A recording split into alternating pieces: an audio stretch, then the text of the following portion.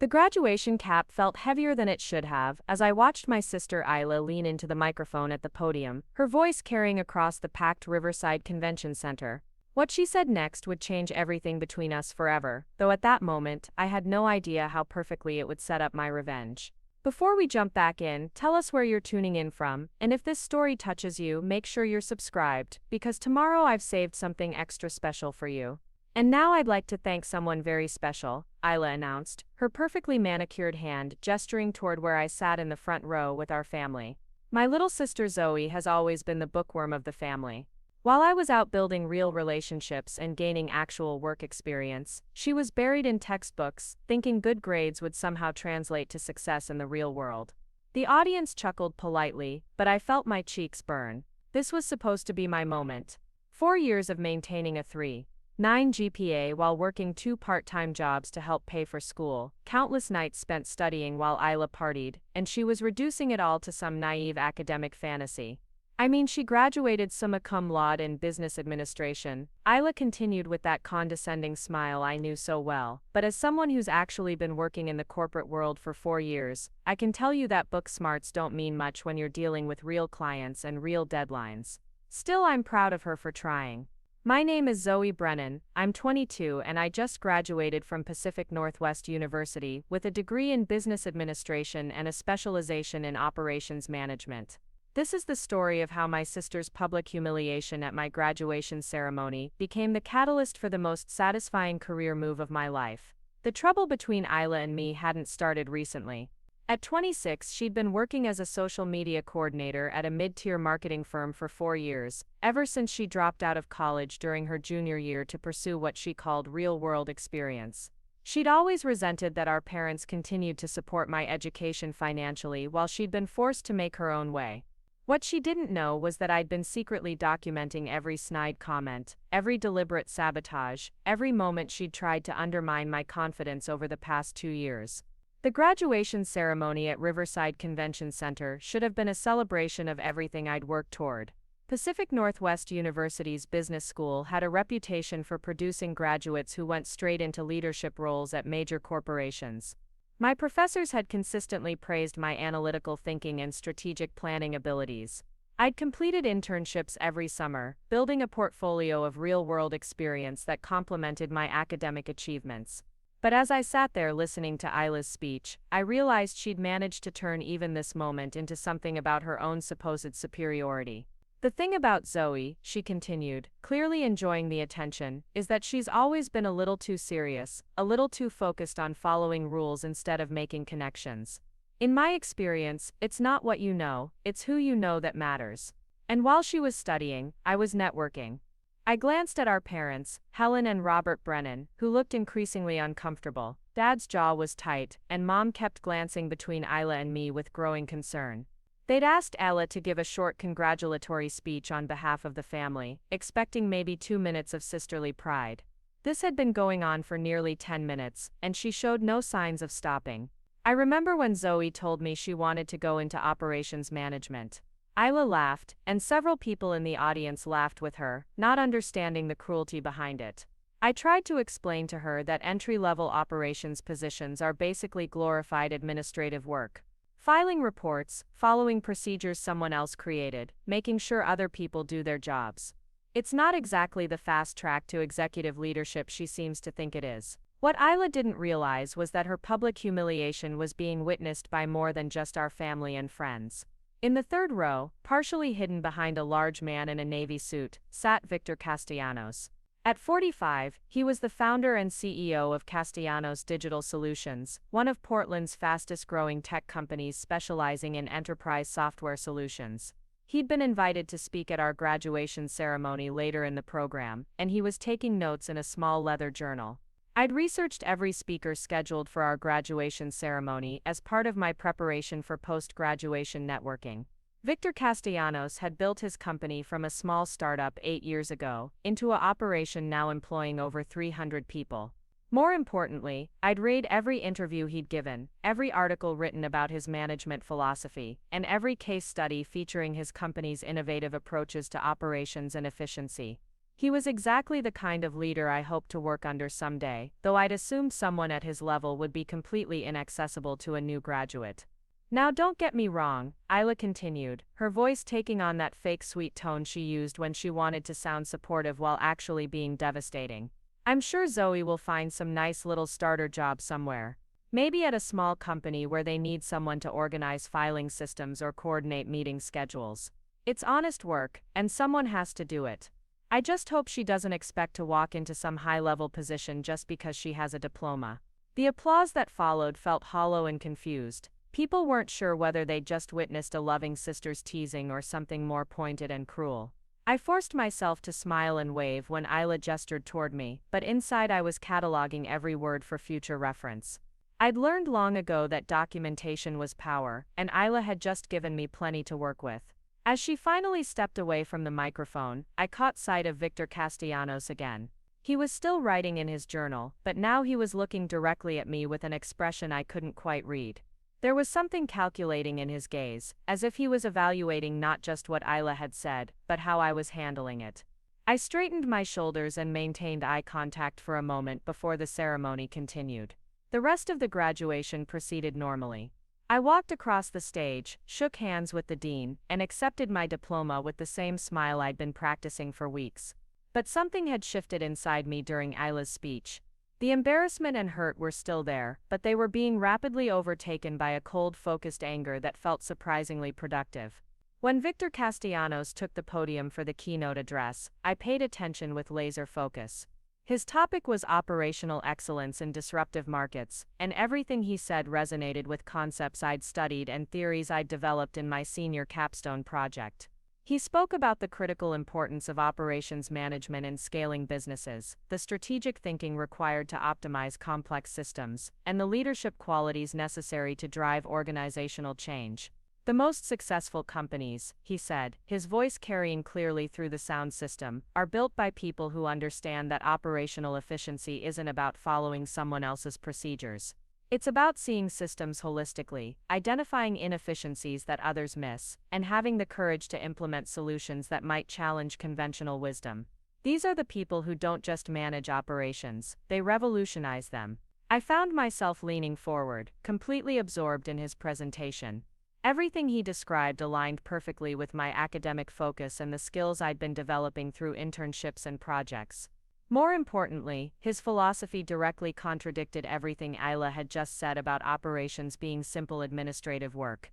I'm always looking for individuals who combine analytical rigor with innovative thinking, he continued, and I swear he glanced in my direction. People who can see beyond the immediate task to understand the broader strategic implications. These are rare individuals, and when I encounter them, I don't wait for them to work their way up through traditional hierarchies. I put them where they can make the biggest impact immediately. After the ceremony, there was the usual chaos of families taking photos, graduates hugging friends, and everyone trying to navigate the crowd toward the exit. Isla had been surrounded by relatives and family friends, who wanted to congratulate both of us, though the conversations felt awkward after her speech. I was standing slightly apart, organizing my ceremonial items, and trying to process everything that had happened, when I felt a tap on my shoulder. "Excuse me, are you Zoe Brennan?" I turned to find Victor Castellanos standing behind me, looking remarkably relaxed for someone who'd just given a keynote address to 800 people.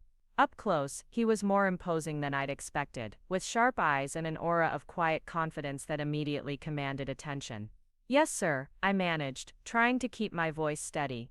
"Mr. Castellanos, your speech was incredible. The points you made about operational strategy completely aligned with research I've been doing on organizational efficiency models." He smiled, and it was genuine rather than polite. "I was hoping to talk with you about that. I couldn't help but notice the introduction your sister gave earlier. It was quite illuminating." My stomach dropped. Of course he'd heard every mortifying word.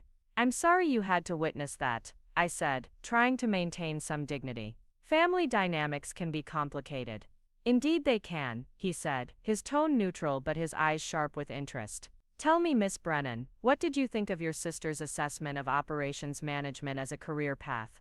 The question felt like a test, and I sensed that my answer would matter more than I could understand at the moment. I could give a diplomatic response, try to smooth over Isla's comments and preserve family harmony. Or I could be honest about what I really thought, both about her statements and about the field I'd chosen to specialize in. I chose honesty. I think my sister fundamentally misunderstands what modern operations management involves, I said, looking directly at him. She's describing administrative coordination, which is certainly part of operations at an entry level. But strategic operations management is about system optimization, process innovation, and organizational design. It's about seeing connections that others miss and designing solutions that improve efficiency across entire business ecosystems. Interesting, he said, pulling out that same leather journal and making a note. And what makes you believe you have the capability to work at that strategic level, rather than the administrative level your sister described? The question was direct and challenging, but I appreciated that he was taking me seriously enough to ask it. During my internship last summer at Morrison Tech, I identified a bottleneck in their client onboarding process that was costing them approximately 15% efficiency in their entire sales pipeline. I designed and implemented a solution that reduced onboarding time by 43% and improved client satisfaction scores by 28%. Impressive, he said, making another note. Preparing and narrating this story took us a lot of time, so if you are enjoying it, subscribe to our channel. It means a lot to us. Now back to the story. What was the solution? I discovered that the bottleneck wasn't in any single department, but in the handoff protocols between sales, technical implementation, and customer success teams. The existing process required 17 different approval steps across 3 departments, with an average waiting time of 4 days between each step. I redesigned the workflow to create parallel processing streams and consolidated the approval steps into 6 key checkpoints, each with clear accountability and timing requirements. Victor Castellanos closed his journal and studied me for a moment. Miss Brennan, I have a proposition for you. My company is expanding rapidly, and I'm looking for someone to join our leadership team as Director of Operations. It's not an entry-level position, and it would involve taking on significant responsibility immediately. Are you interested in hearing more? I stared at him, certain I'd misheard. Director of Operations was the kind of position that typically required 5 to 10 years of experience, not something offered to new graduates. I'm very interested, I said carefully, but I want to make sure I understand correctly. You're offering me a director-level position. I am, he said, simply. I've learned to recognize talent when I see it, and I don't believe in making people waste years in positions that don't utilize their capabilities. Your sister's speech this afternoon was actually quite helpful in confirming my assessment. How so? I asked, genuinely curious. She demonstrated that she doesn't understand the strategic value of operations management, despite working in corporate environments for several years. You, on the other hand, clearly do understand it, and you've already proven you can implement solutions that deliver measurable results. More importantly, you handled her public criticism with grace and composure, which tells me you can maintain professionalism under pressure. I felt a surge of vindication that was almost overwhelming. Everything Isla had said to diminish my achievements had actually worked in my favor with someone who truly understood the field I'd chosen. What would the position involve? I asked. You'd be responsible for optimizing operations across all departments of a 300-person company, he said. Process improvement, system integration, efficiency analysis, and strategic planning for operational scaling. You'd report directly to me and would have a team of 12 people working under your direction. The starting salary would be $130,000 annually, plus performance bonuses and equity options. The numbers were staggering. That salary was more than Isla made after 4 years in her current position, and the responsibility level was beyond anything I dared to imagine for my first job out of college. When would you need an answer? I asked. Take the weekend to think about it, he said, handing me a business card with his direct contact information. Call me Monday morning if you're interested. We can set up a meeting to discuss details and for you to meet the rest of the leadership team. As he walked away, I stood there holding his business card and trying to process what had just happened. Isla's attempt to humiliate me had somehow resulted in a job offer that exceeded my wildest expectations. The irony was almost too perfect to believe. Zoe. My mother's voice cut through my thoughts. There you are, we're ready to go to dinner. Who was that man you were talking to? I turned to see my family approaching, with Isla looking particularly pleased with herself. That was Victor Castellanos, I said simply. The CEO who gave the keynote address. Oh my God, Isla squealed, suddenly animated. Did you get a selfie? I could totally use that for my social media content. What did he want?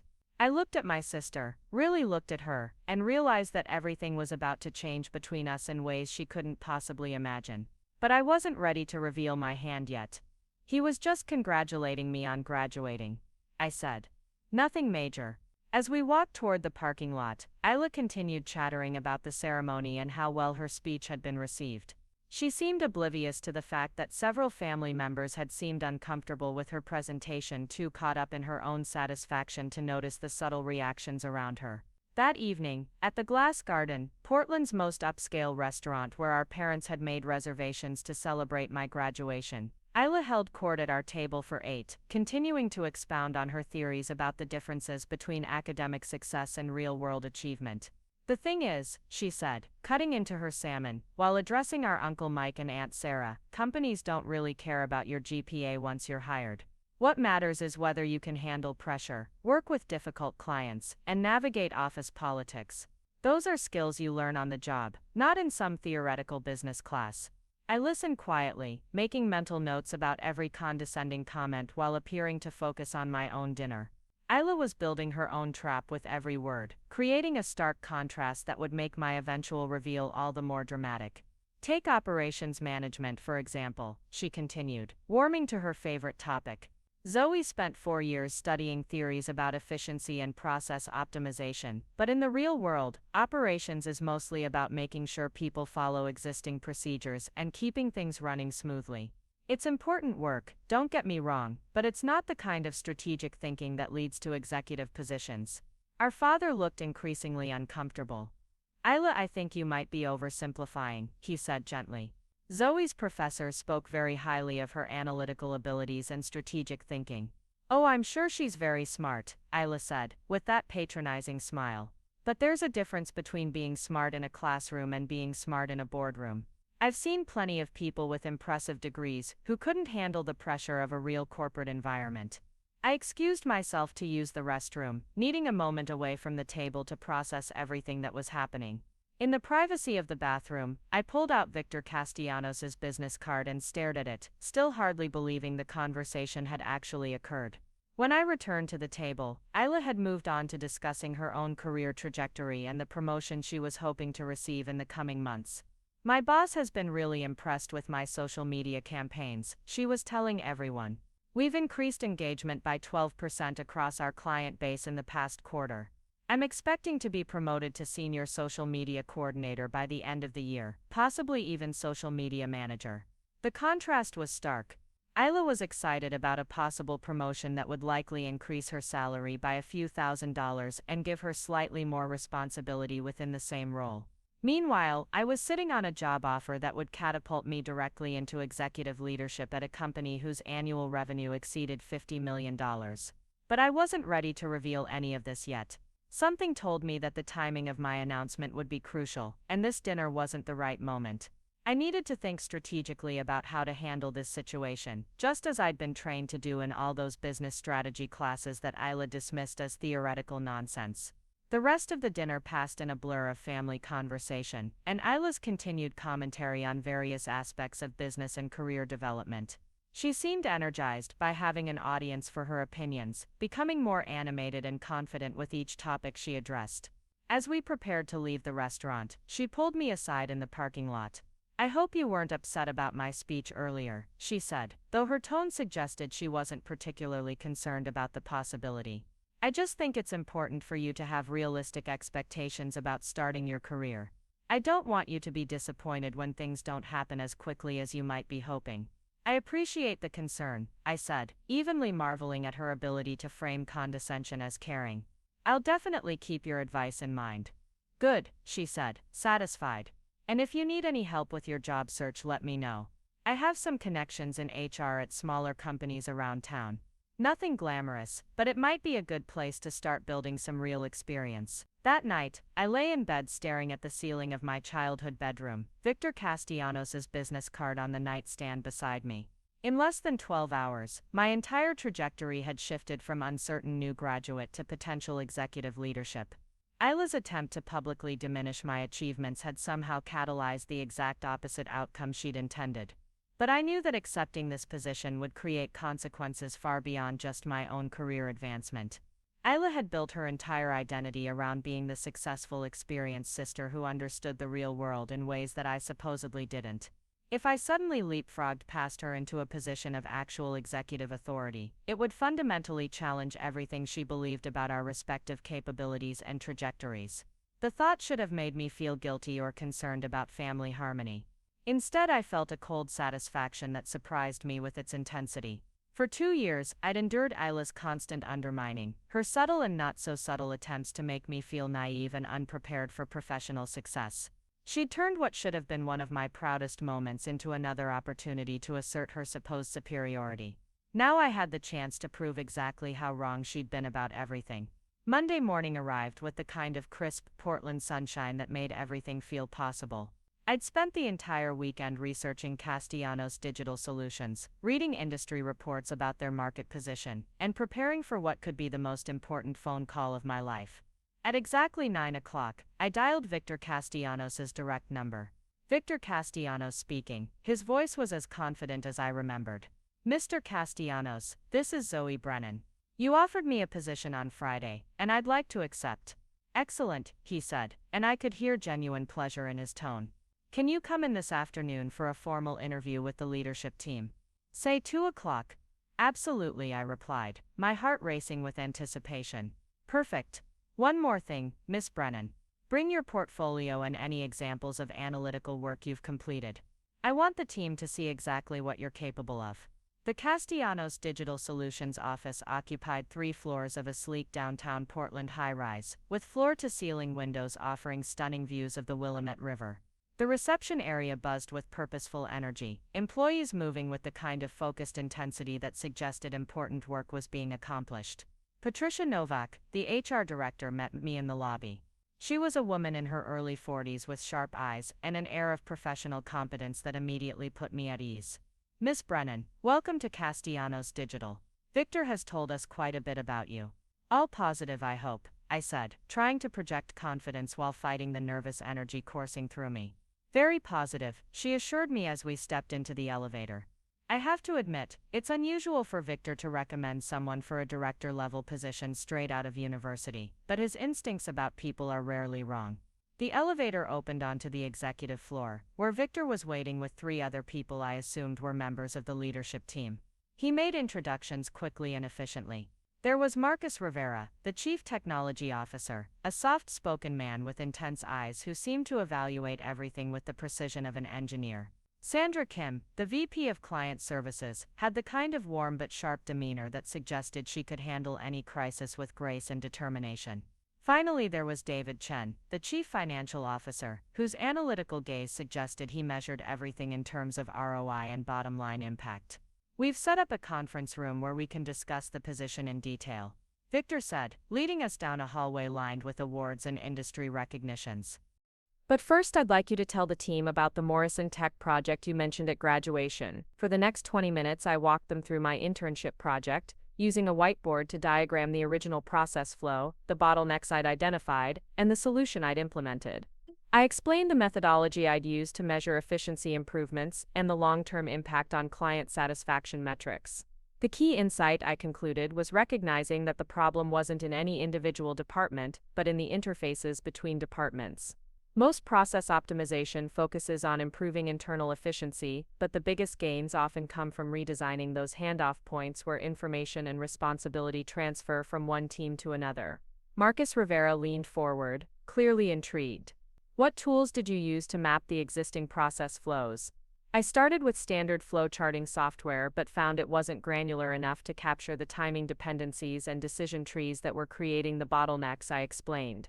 So I built a custom tracking system using database queries to monitor every step in real time, which allowed me to identify exactly where delays were occurring and why. "You built your own tracking system?" Sandra Kim asked, her eyebrows raised. "As an intern." "It wasn't particularly complex," I said, though I could see from their expressions that they were impressed. Just some SQL queries linked to a dashboard interface. The challenging part was getting buy-in from 3 different department heads who all had slightly different priorities and success metrics. David Chen had been taking notes throughout my presentation. What was the total cost of implementation versus the projected savings? Implementation cost approximately $8,000 in staff time and system modifications, I replied. The efficiency improvements generated cost savings of roughly $42,000 in the first quarter alone, with projected annual savings of over $160,000. A 20-to-1 return on investment, David mused, making a note in his tablet. That's exceptional for a process optimization project. Victor had been watching the interaction with obvious satisfaction.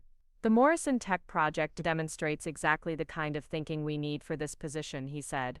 Our company has grown from 30 to 300 employees in 8 years, which means many of our operational systems are either outdated or were never designed for our current scale.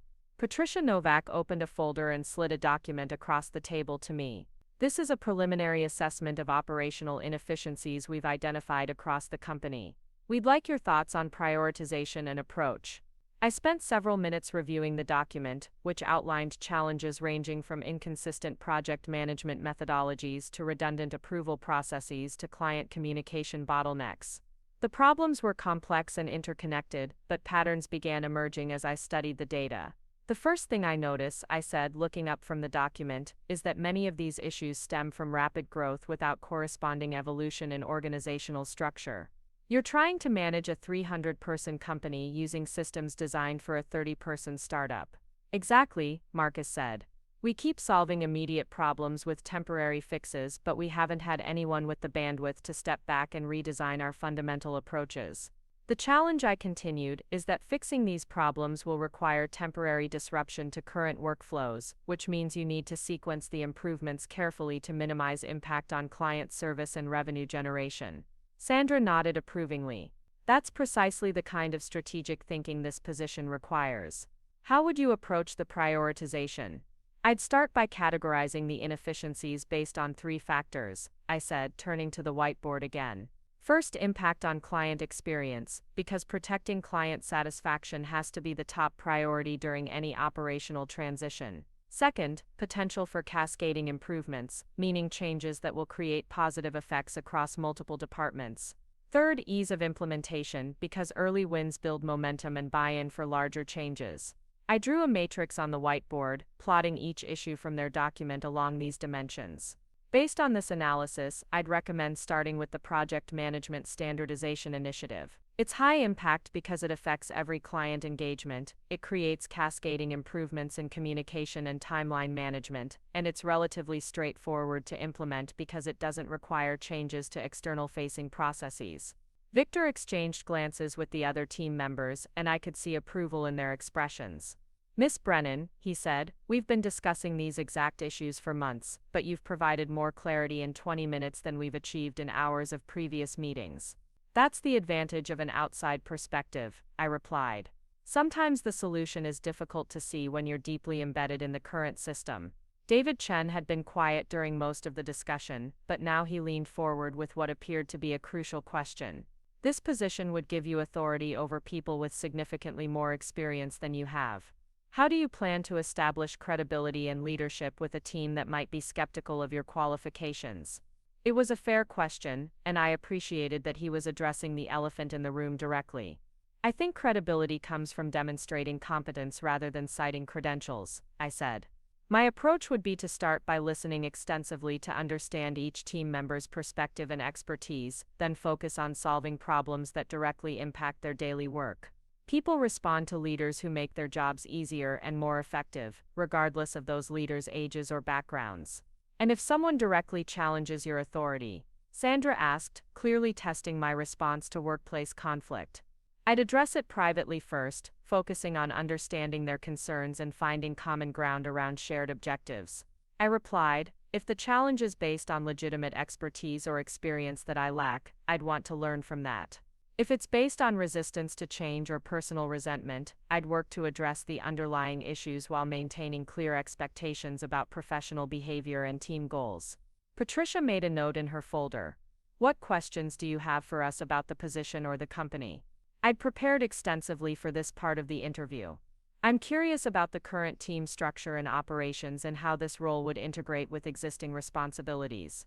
I'd also like to understand the timeline expectations for implementing improvements and what success metrics you'd use to evaluate performance in the first year. Victor answered the structural questions, explaining that the operations team currently consisted of 12 people spread across project management, client onboarding, technical support, and administrative coordination. The director of operations position had been vacant for 6 months since the previous director left to start his own consulting firm. As for timeline and metrics, he continued, we'd expect to see measurable improvements in efficiency within the first quarter, with more significant structural changes implemented by the end of the first year. Success would be measured primarily through client satisfaction scores, project completion times, and cost reduction in operational overhead. Marcus Rivera added, we're also looking for someone who can help us scale our operations to support continued growth. Our goal is to reach 500 employees within 3 years, which means everything we do now needs to be designed with that expansion in mind. The interview continued for another hour, covering everything from my management philosophy, to my thoughts on remote work policies, to my approach to vendor relationship management. By the time we concluded, I felt confident that I'd demonstrated both my analytical capabilities and my readiness to take on significant responsibility. Miss Brennan, Victor said as we returned to the reception area, the team and I need to discuss a few final details, but I expect to have a formal offer letter ready by tomorrow morning. Are you still interested in moving forward? Absolutely, I replied without hesitation. Excellent, Patricia will call you tomorrow with the details, and assuming everything is acceptable, we'd like you to start next Monday. As I left the building, I felt a surge of exhilaration mixed with disbelief. In less than a week, I'd gone from being publicly humiliated by my sister to being offered an executive position at one of Portland's most successful companies. The irony was almost overwhelming. That evening, I sat in my apartment reviewing the preliminary offer details Patricia had outlined during our conversation. The salary was even higher than Victor had initially mentioned, $145,000 annually, plus performance bonuses that could add another $20,000 to $30,000. The benefits package included full medical coverage, 4 weeks of vacation, and equity options that could be worth significant money if the company continued its growth trajectory. More importantly, the role itself was everything I'd hoped for in a career. Real responsibility, strategic impact, and the opportunity to work directly with executive leadership on company-wide initiatives. It was the kind of position that typically took years to achieve, and I was being offered it based purely on demonstrated competence and potential. I called my parents to share the news, though I kept the details deliberately vague. I got a job offer today, I told them. Operations position at a tech company downtown, the salary is really good, and it seems like a great opportunity for growth. That's wonderful, honey, my mother said, her pride evident in her voice. See, all that hard work in school was worth it. What's the company? My father asked. Castellanos Digital Solutions, I replied. They do enterprise software development. There was a pause. Wait, Dad said, isn't that the company run by the man who spoke at your graduation? Victor Castellanos? Yes, it is, I confirmed, smiling at his surprise. How did you manage to get an interview there so quickly? Mom asked. He approached me after the ceremony. I explained. We talked about operations management, and he seemed impressed with some projects I'd worked on during my internships. What I didn't tell them was that Isla's speech had played a crucial role in Victor's decision to offer me the position. That detail would become relevant soon enough, but I wanted to time the revelation carefully for maximum impact. Over the next few days, I completed the formal hiring process, including background checks, reference verification, and paperwork. Patricia Novak proved to be exceptionally efficient, and by Thursday afternoon, everything was finalized. I would start the following Monday as Director of Operations, with a direct report to Victor Castellanos and authority over a team of 12 people. Friday evening, my parents invited Isla and her boyfriend Derek Walsh over for dinner to celebrate my job acceptance. Isla had been unusually quiet since I'd mentioned the position, though I suspected she was simply processing the fact that her predictions about my career prospects were already proving inaccurate. So tell us more about this job, Isla said as we sat around the dining room table. What exactly will you be doing? Operations management, I replied simply. Process optimization, efficiency analysis, team coordination, basically making sure everything runs smoothly across all departments. That sounds like a lot of responsibility for an entry-level position, Derek observed. He was a decent guy, though he tended to echo Isla's opinions on most topics. It's not exactly entry-level, I said carefully. It's more of a management role. Isla's eyes sharpened with interest. What do you mean management role? Are you supervising people? Yes, I'll have a team of 12 people reporting to me, I confirmed. The silence that followed was profound. Isla stared at me as if I'd just announced I was moving to Mars. 12 people, she repeated. You're going to be managing 12 people in your first job out of college.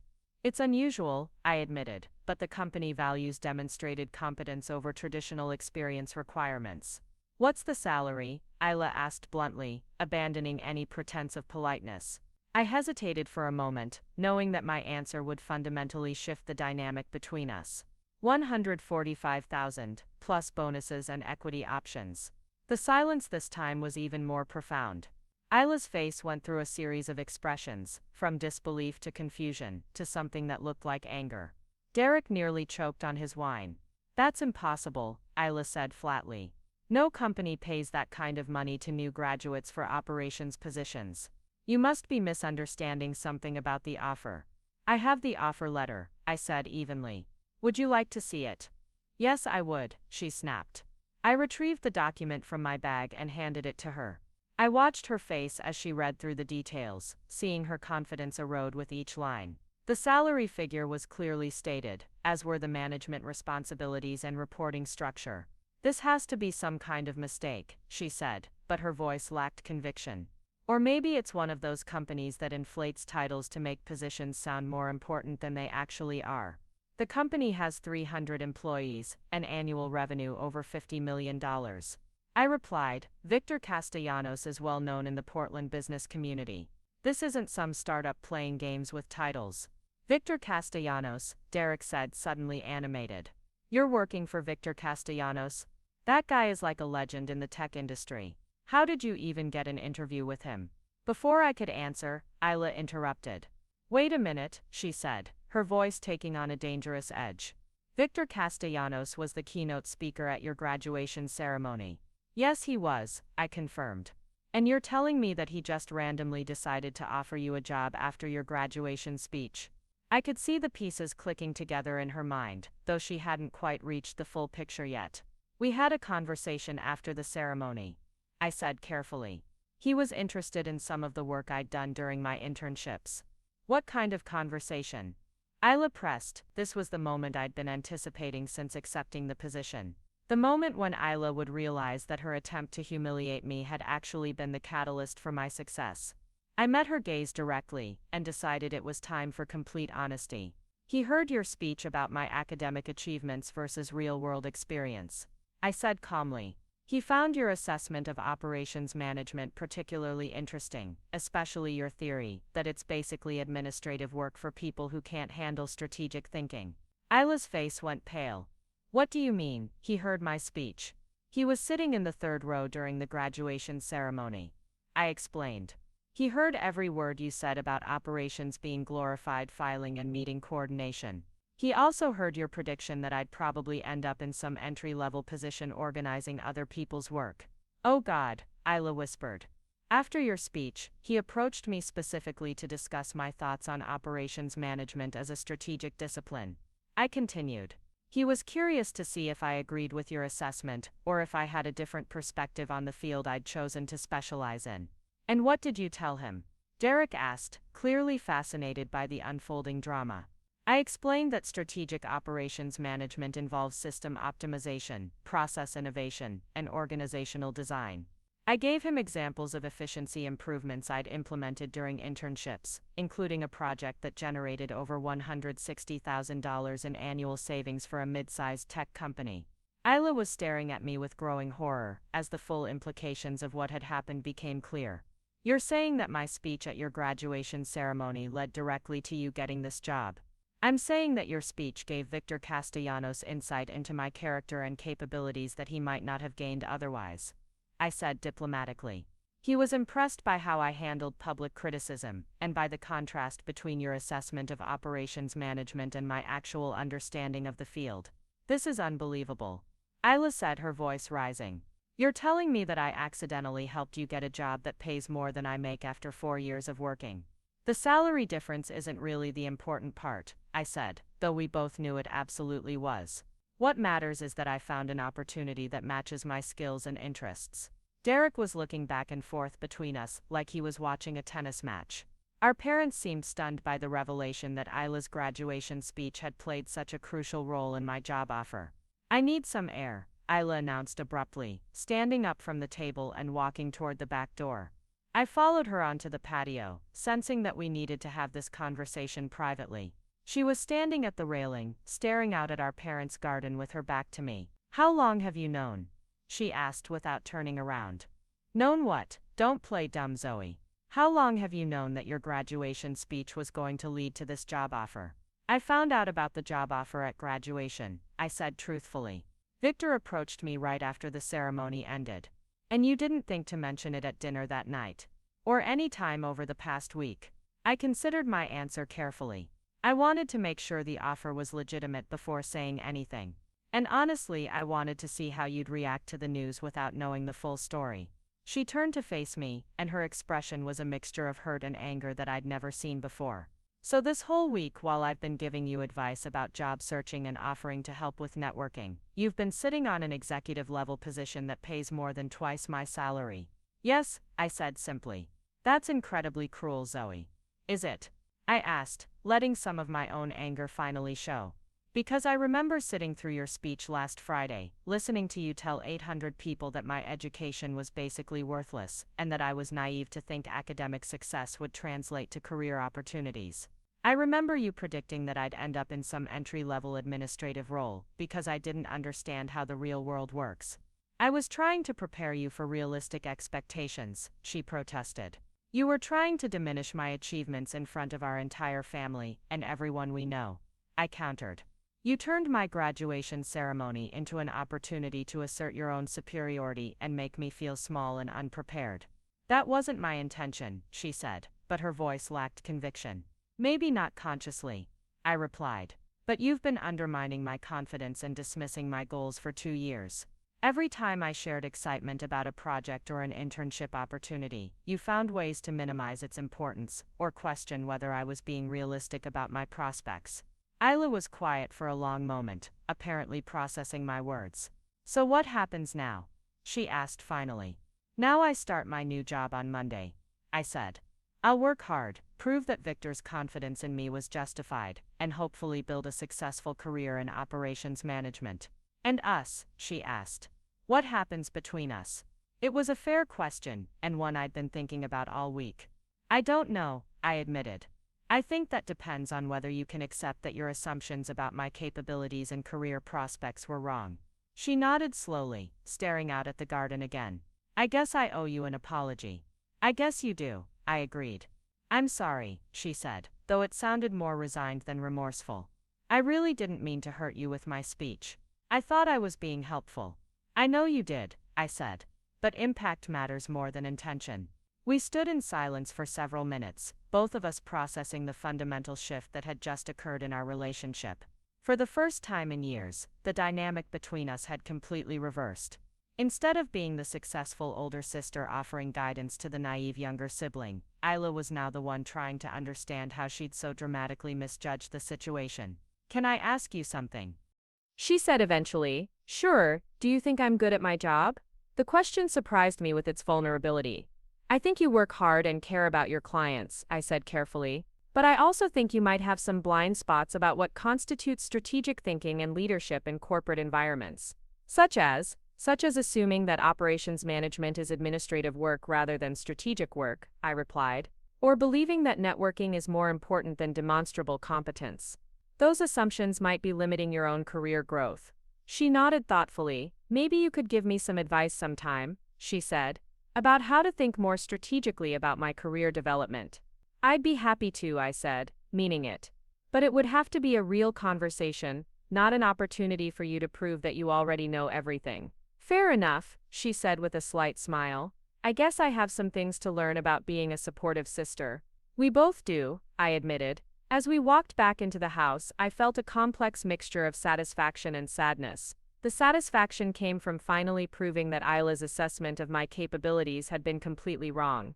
The sadness came from realizing how much her constant undermining had affected my confidence and our relationship.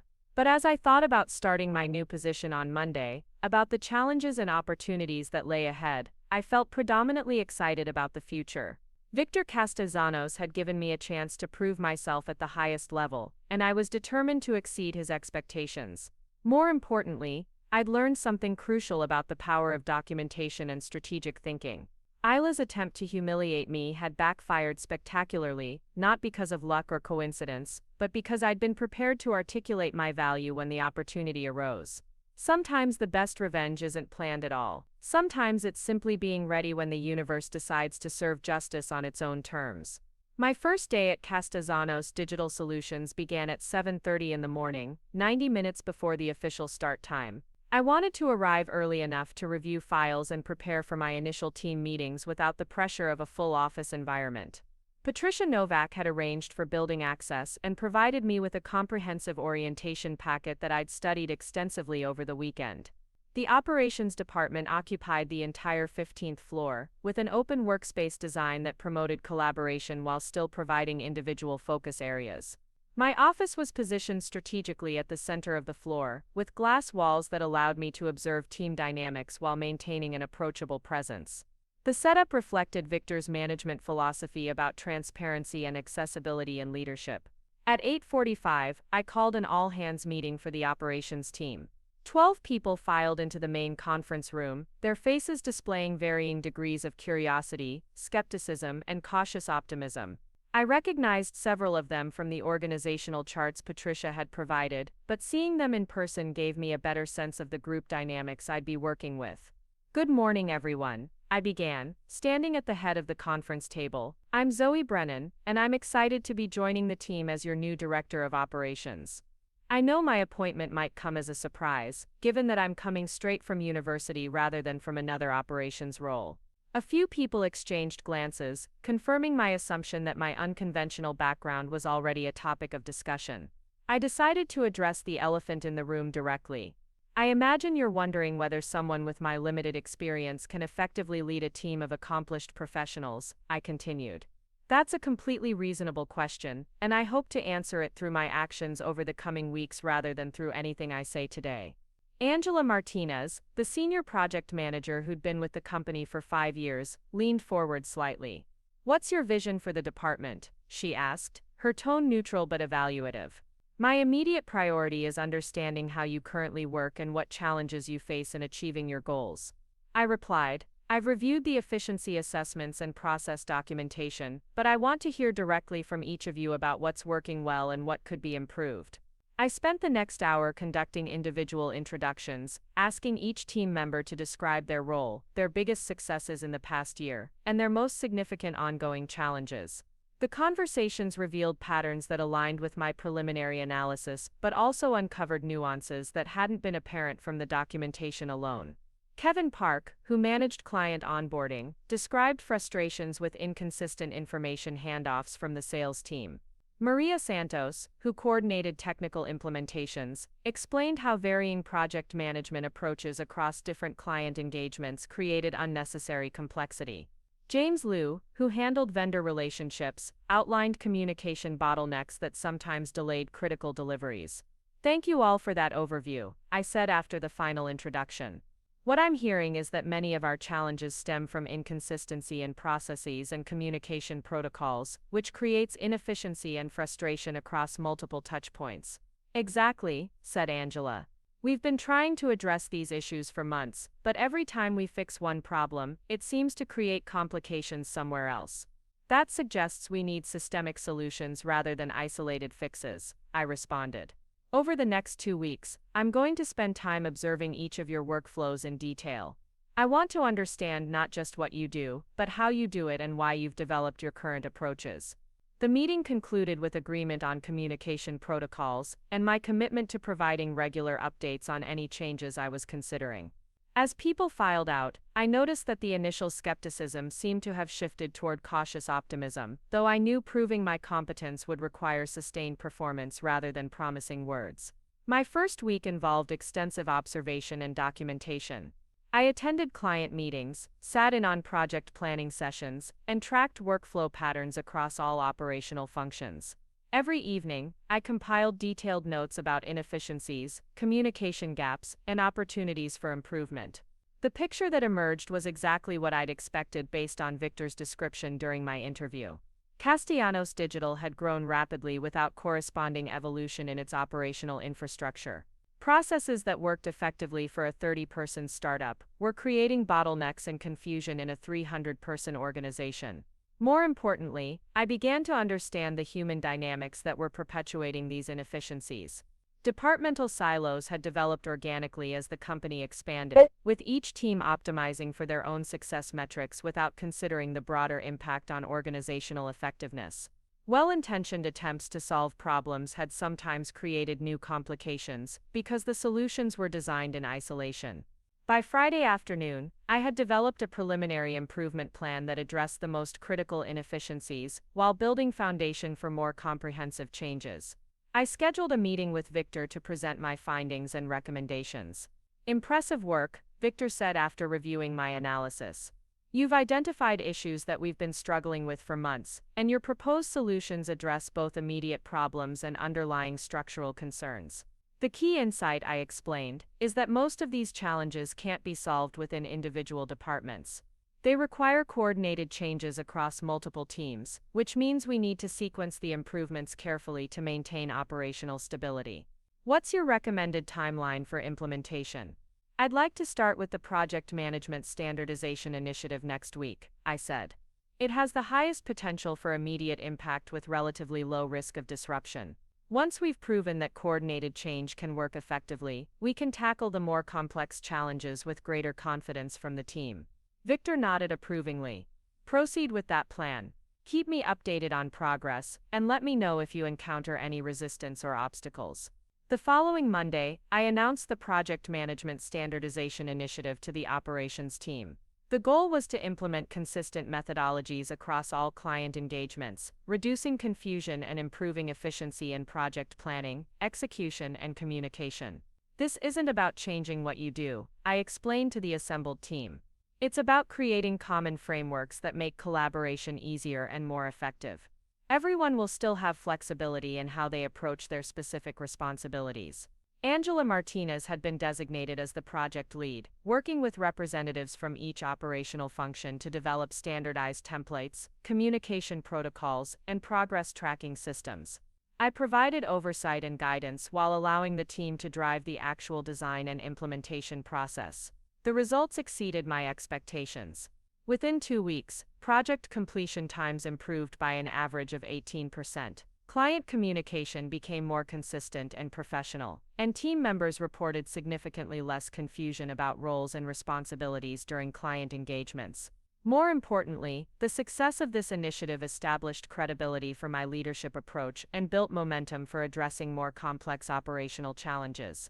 Team members who had initially been skeptical about my qualifications began actively contributing ideas for additional improvements.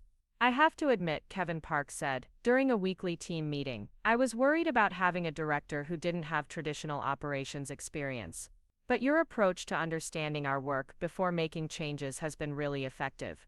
"I appreciate that feedback," I replied.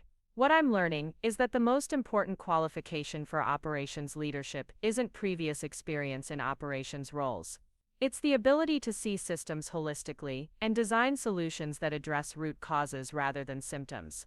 By the end of my first month, we had successfully implemented 3 major process improvements, reduced client onboarding time by 35%, and established a framework for ongoing operational optimization. The team had evolved from a collection of individual contributors working in parallel to a coordinated unit focused on shared objectives. Victor called me into his office on a Friday afternoon to discuss my performance evaluation. "Zoe, I want you to know that your impact in the first month has exceeded my expectations. The improvements you've implemented are already generating measurable results, and the team feedback has been overwhelmingly positive." "Thank you," I said, The team deserves most of the credit.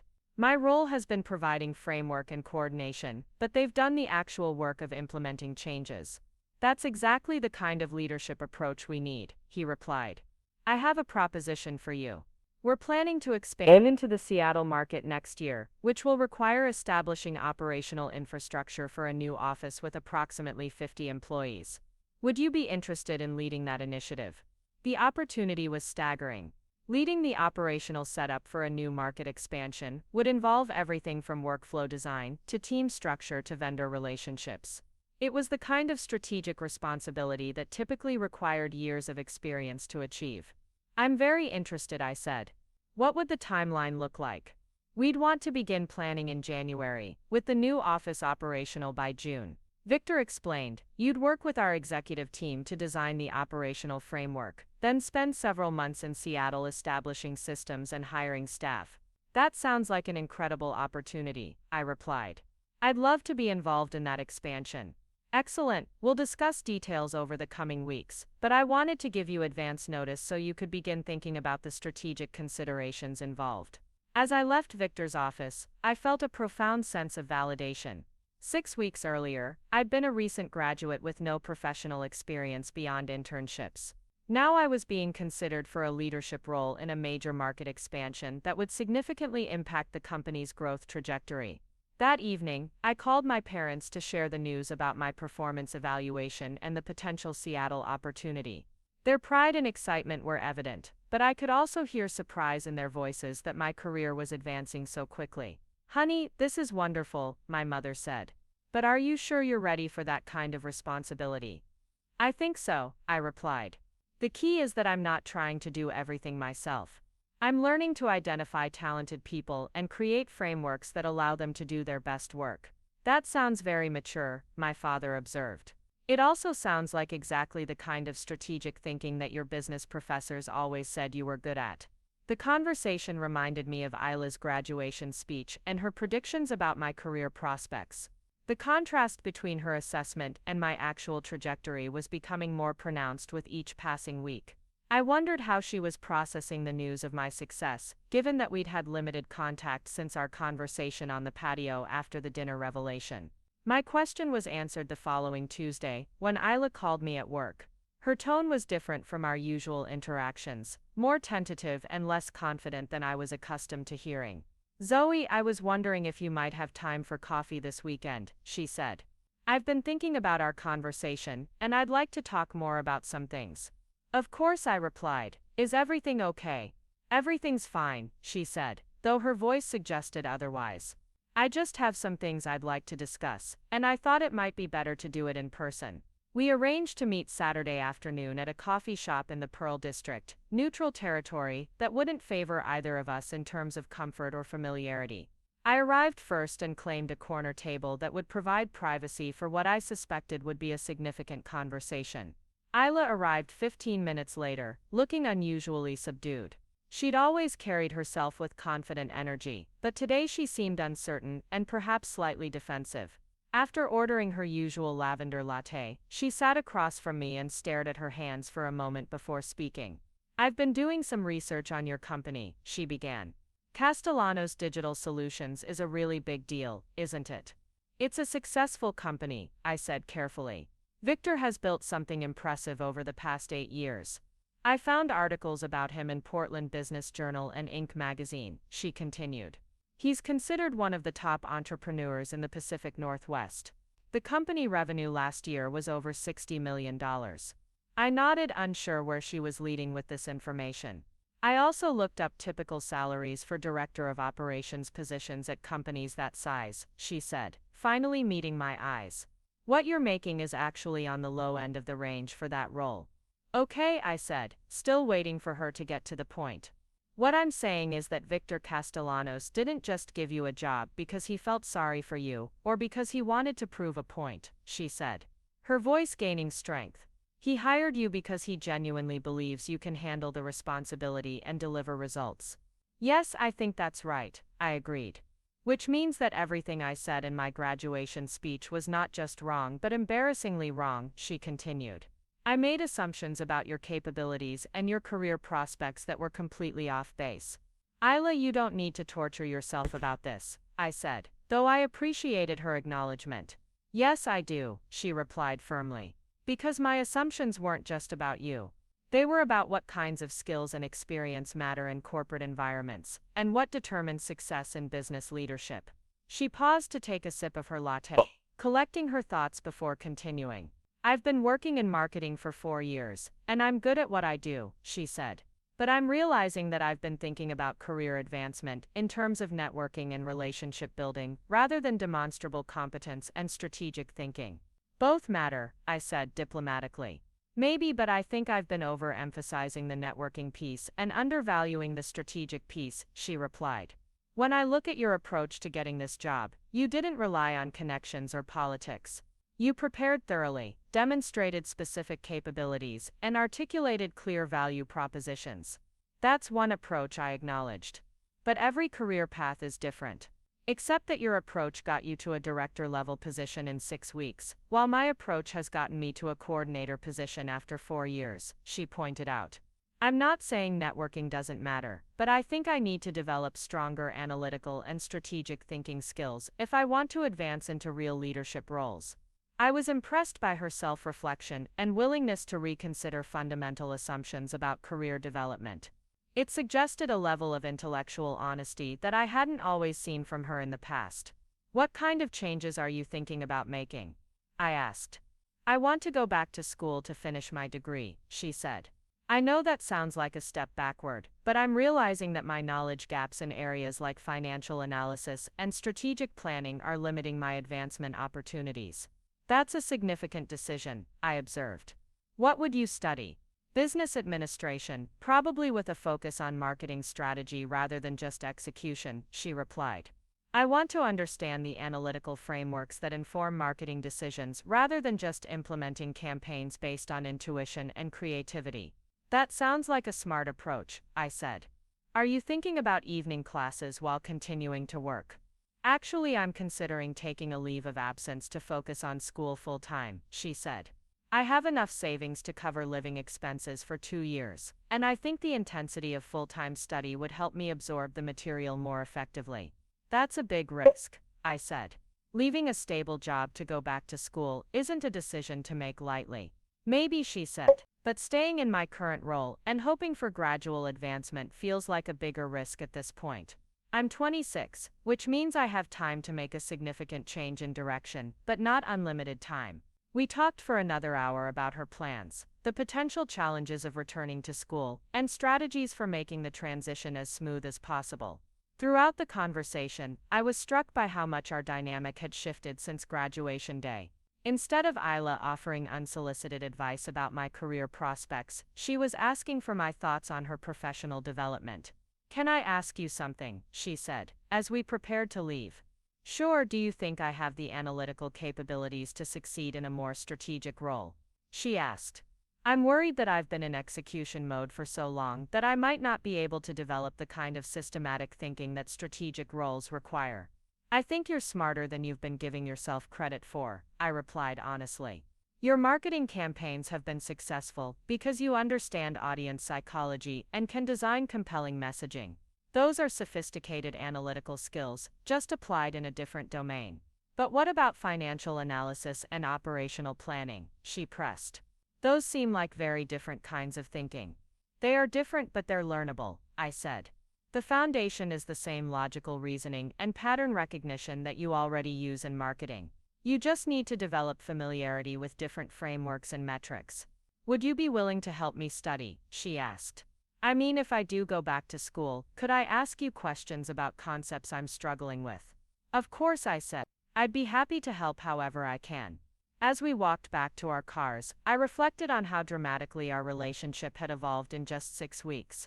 Isla's graduation speech had been intended to establish her expertise and diminish my prospects, but the unintended consequences had forced both of us to reconsider our assumptions about competence, career development, and each other. Zoe, she said, as we reached the parking area, I owe you a real apology for my graduation speech.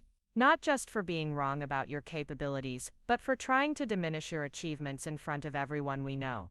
I appreciate that, I said, and I accept your apology. I was jealous, she admitted.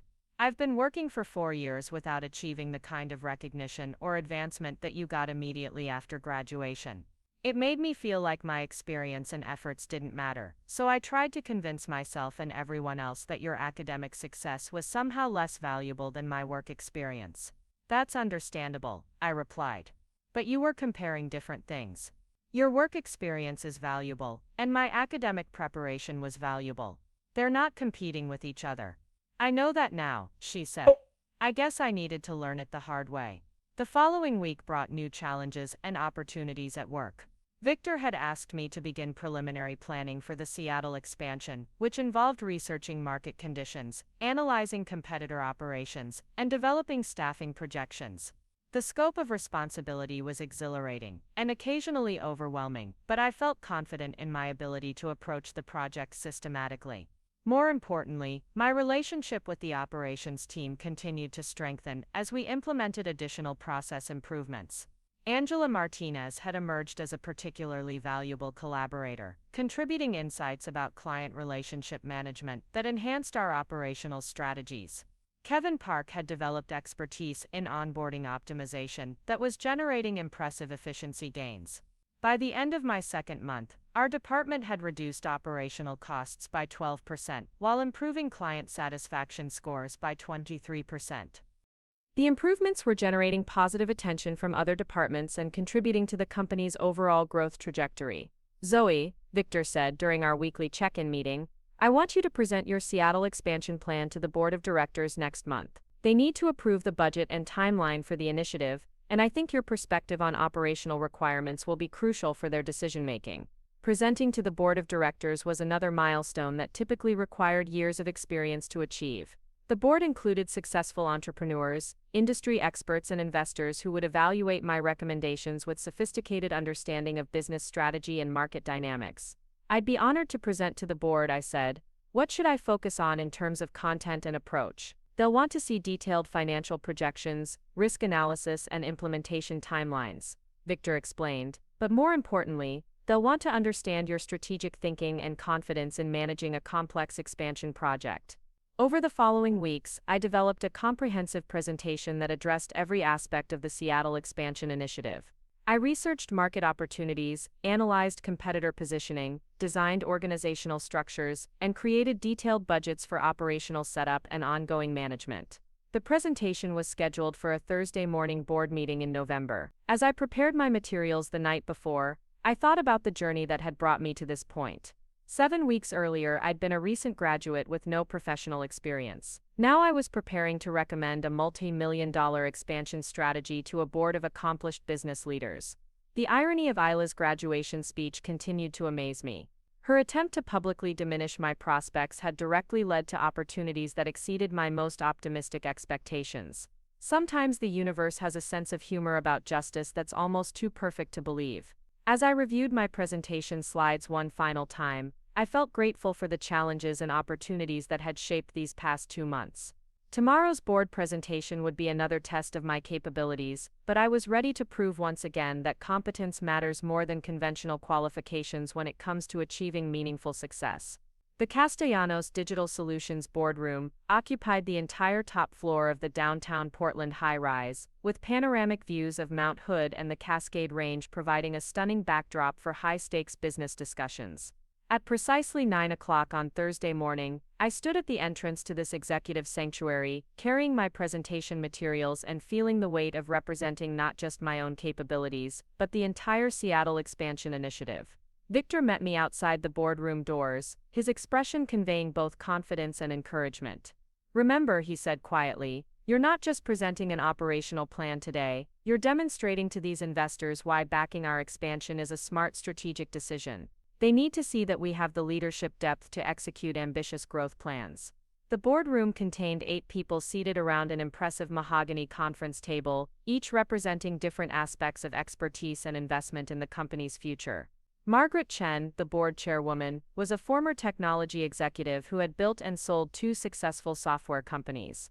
Robert Harrison brought venture capital perspective, having funded dozens of technology startups over his 20-year career. Dr. Sarah Kim provided academic insight as a business strategy professor at Oregon Graduate Institute. Good morning, everyone, Victor began. I'd like to introduce Zoe Brennan, our Director of Operations, who will be presenting the Seattle market expansion proposal we've been developing over the past month. I connected my laptop to the presentation system and displayed my opening slide, which contained a single compelling statistic: Seattle enterprise software market $427 million annually, growing at 18% year over year. The opportunity in Seattle represents the largest single market expansion in Castellanos Digital's history. I began, making eye contact with each board member.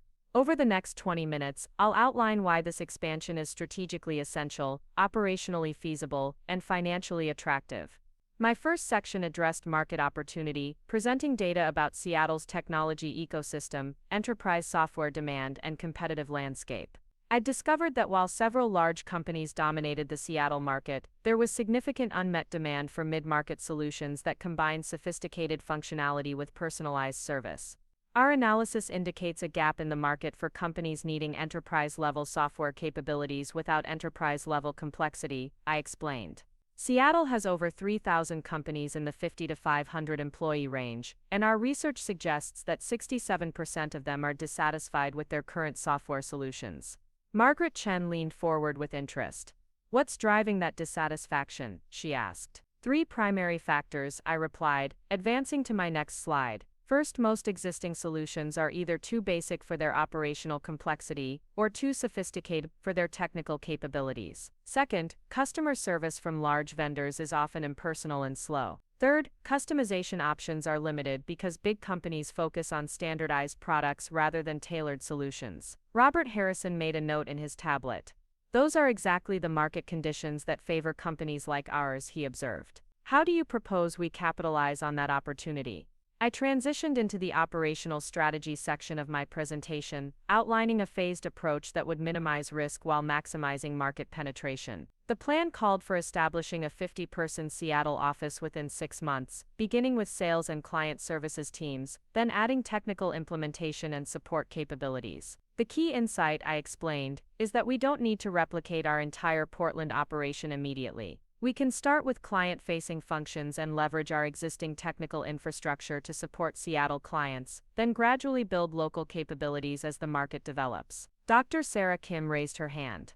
What's your timeline for achieving operational independence in Seattle? 18 months for core operational functions, 36 months for complete independence, I replied. But the beauty of this approach is that we generate revenue from month one while building capabilities progressively. I spent several minutes detailing the staffing plan, facility requirements, and technology infrastructure needed to support the expansion. Every aspect had been researched thoroughly, with multiple contingency scenarios to address potential challenges or opportunities. Let's talk about financial projections, said David Patel, the board's financial expert. What kind of investment are we looking at, and what returns do you anticipate? This was the section I'd prepared for most extensively, knowing that board approval would ultimately depend on compelling financial analysis. I displayed a comprehensive model showing initial investment requirements, revenue projections, and profitability timelines. Total initial investment of $2.4 million, I began, covering facility setup, equipment, initial staffing, and 6 months of operational expenses. We project break-even by month 14, with annual revenue of $12 million by year 3. The projections generated immediate interest around the table. Board members began asking detailed questions about market penetration assumptions, pricing strategies, and competitive response scenarios. I'd anticipated most of these questions and provided thorough answers backed by market research and financial modeling. These numbers look aggressive but achievable, David commented after reviewing the financial projections. What gives you confidence that we can capture market share this quickly? 3 factors, I replied. First, our existing client base includes several Seattle companies who've specifically asked about local service capabilities. Second, our research indicates that mid-market companies are actively seeking alternatives to their current software providers. Third, our competitive advantage in personalized service becomes even more valuable in a market dominated by large impersonal vendors. Margaret Chen had been taking notes throughout the presentation, occasionally exchanging glances with other board members. Zoe, this is impressive analysis, she said. But I have a question about execution. Managing a multi-million-dollar expansion is a significant responsibility. What makes you confident that you can oversee this initiative successfully? The question went to the heart of my unconventional background and rapid advancement within the company. I'd prepared for this moment, knowing that my credibility with the board would determine not just the expansion approval but my future role in company leadership. Over the past 2 months, I've led operational improvements that reduced costs by 12%, while improving client satisfaction by 23%, I replied. More importantly, I've learned that successful operations management isn't about having all the answers. It's about asking the right questions, building strong teams, and creating systems that adapt to changing conditions. But this expansion involves challenges you haven't faced before, Robert Harrison pointed out. Hiring staff in a new market, establishing vendor relationships, managing remote operations. How do you plan to handle those complexities? By applying the same systematic approach that's worked in Portland, I said. I'll start by spending significant time in Seattle to understand the local business environment and talent market. I'll partner with local experts who know the regulatory and cultural factors that might affect our operations. And I'll build redundant communication and management systems to ensure quality control across locations. Dr. Sarah Kim smiled approvingly. That demonstrates exactly the kind of strategic thinking we want to see in leadership roles, she said. You're not claiming to have experience you don't have, but you're showing how to leverage the capabilities you do have to handle new challenges. The presentation continued for another 30 minutes, covering risk management, competitive analysis, and long-term growth potential. Board members asked penetrating questions that tested my understanding of market dynamics, operational complexity, and strategic implications. One final question, Margaret Chen said as we approached the conclusion. If we approve this expansion and you successfully establish the Seattle operation, what's your vision for the next phase of company growth?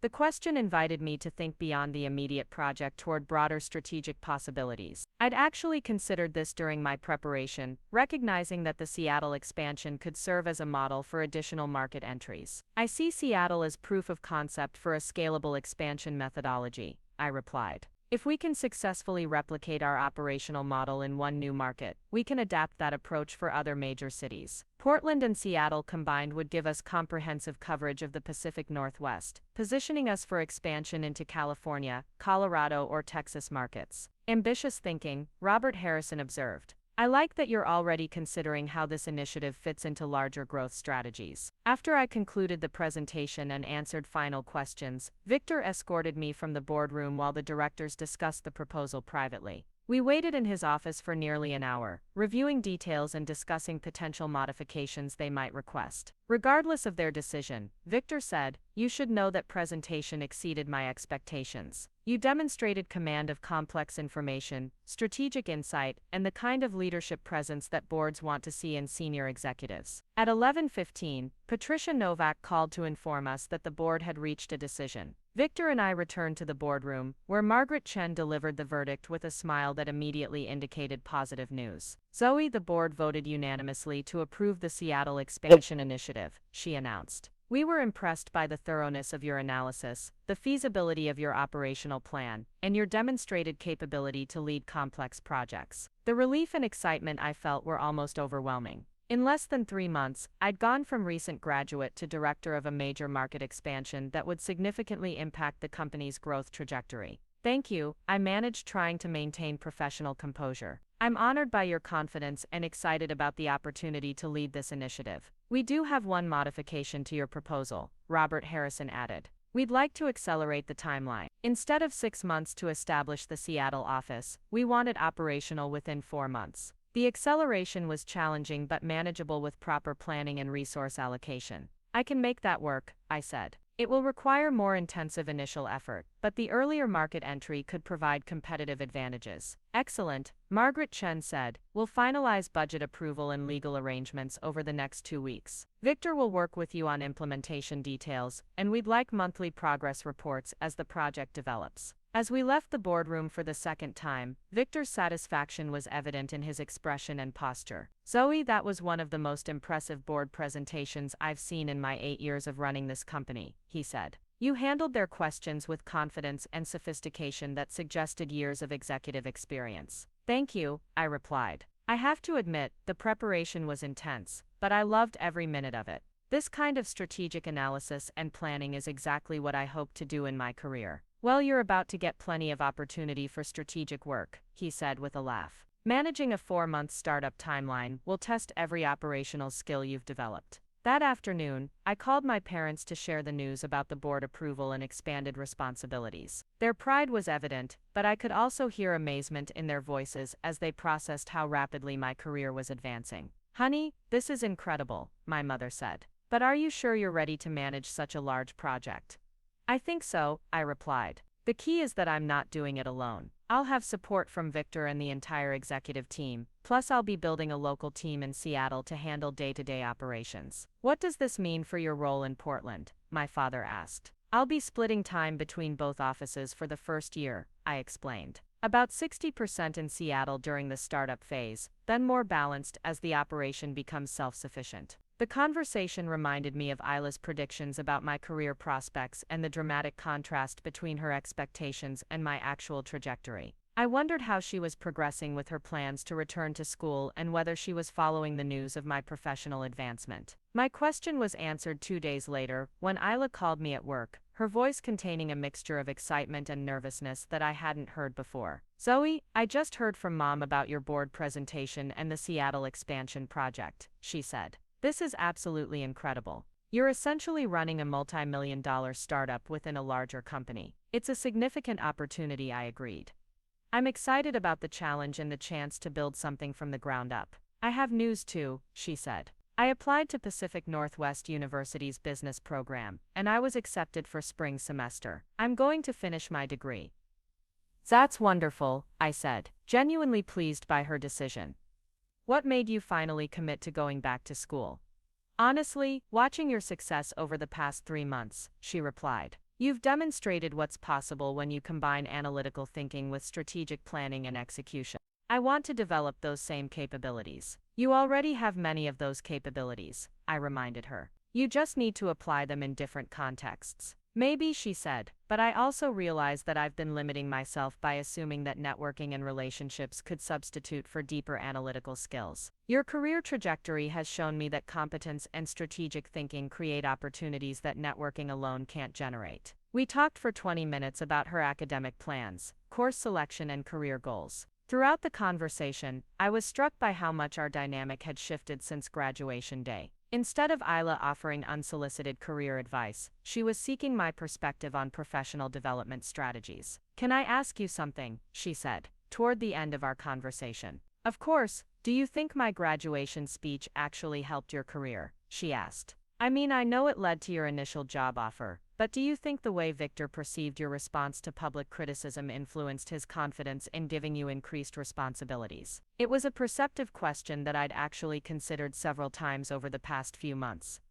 "I think it might have," I replied. "Victor has mentioned several times that he was impressed by how I handled challenging situations with professionalism and strategic thinking. Your speech certainly qualified as a challenging situation. So in some weird way, my attempt to diminish your prospects actually accelerated your career advancement," she said, with what sounded like rueful amusement. "It's possible," I agreed. "Though I think the more important factor was being prepared to demonstrate competence when the opportunity arose." "That's probably true," she said. "I guess the lesson is that preparation and capability matter more than circumstances, good or bad." The following weeks were consumed with expansion planning, staff recruitment, and operational preparation for the Seattle launch. I spent considerable time researching the Seattle business environment, interviewing potential local hires, and designing systems that would ensure consistent service quality across both locations. The intensity was exhilarating but occasionally overwhelming. I was managing complex logistics while maintaining my existing responsibilities in Portland, often working 12-hour days to stay ahead of multiple deadlines and deliverables. Angela Martinez proved invaluable during this period, taking on additional oversight of Portland operations, while I focused on Seattle preparation. Her willingness to expand her role demonstrated the kind of professional growth that organizational success depends on.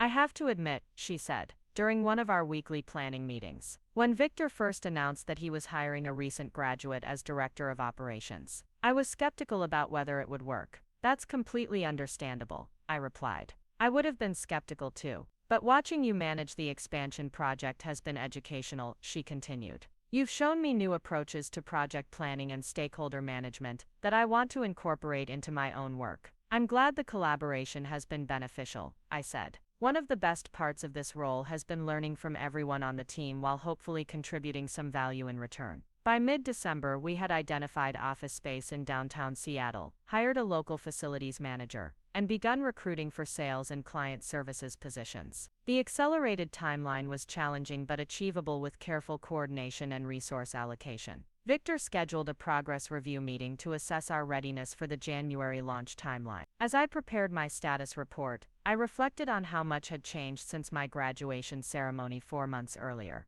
Isla's attempt to publicly diminish my achievements had catalyzed a career trajectory that exceeded my most optimistic expectations. More importantly, the challenges and opportunities of the past few months had proven to myself that I could handle significant responsibility and deliver meaningful results. The Seattle expansion represented not just professional advancement, but validation of the strategic thinking and analytical capabilities that I'd developed through academic study and practical application. Victor's confidence in my leadership had created opportunities to demonstrate competence at levels that might have taken years to achieve through conventional career progression. As I walked into Victor's office for the progress review, I felt grateful for the unpredictable journey that had brought me to this point. Sometimes the best outcomes emerge from the most unexpected circumstances, especially when preparation meets opportunity in ways that no one could have anticipated. "Zoe," Victor said as I took a seat across from his desk, "I want to start by saying that your management of this expansion project has been exceptional.